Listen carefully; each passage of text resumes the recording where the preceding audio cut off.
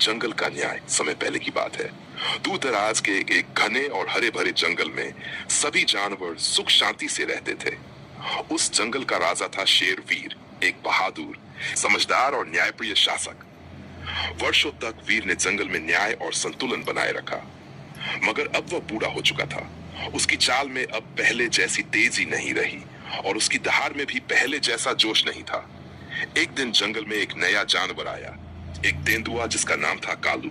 वह बाहर के जंगलों से आया था और दिखने में जितना ताकतवर था उतना ही चालाक भी। उसने जल्दी ही समझ लिया कि शेर अब कमजोर हो गया है और इसी कमजोरी का फायदा उठाकर वह जंगल पर राज कर सकता है। कालू ने चालें चलनी शुरू की। वह छोटे और डरपोक जानवरों को डराने लगा। कभी कभी वह झूठी कहानियां फैलाता, कभी कहता कि शेर अब जंगल का ख्याल नहीं रख सकता। धीरे धीरे कुछ जानवर उसके बहकावे में आ गए और जंगल में अस्थिरता फैलने लगी। शेर वीर को जब इन सब बातों का पता चला तो वह चिंतित हुआ। उसने जंगल के सभी जानवरों की एक बड़ी सभा बुलाई। उसमें हाथी, लोमड़ी, उल्लू, बंदर, खरगोश और कई दूसरे जानवर शामिल हुए।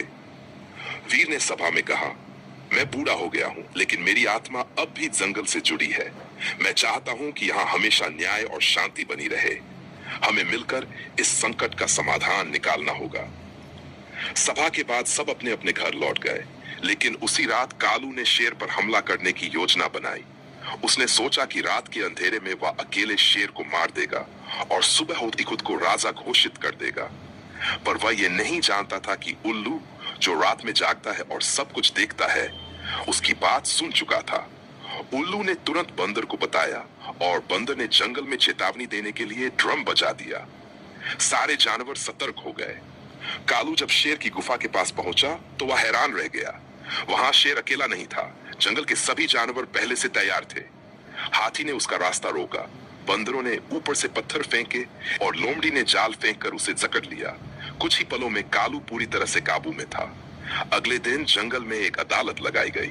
उल्लू ने सबूत पेश किए, कालू की बातचीत की जानकारी दी, लोमड़ी और बंदर ने गवाही दी। सबने एक स्वर में कहा कि कालू जंगल के लिए खतरा है। शेर ने कहा, जो डर और चालबाजी से राज करना चाहता है उसका यहाँ कोई स्थान नहीं। फिर सबकी सहमति से कालू को जंगल से बाहर निकाल दिया गया। अब सवाल था नए राजा का। शेरवीर ने सबकी राय ली और सबने एक नाम लिया, गजानन। वह विशालकाय हाथी जो वर्षों से शांत, मजबूत और बुद्धिमान था। गजानन ने विनम्रता से यह जिम्मेदारी स्वीकार की और जंगल का नया राजा बना। शेरवीर अब जंगल का संरक्षक बन गया।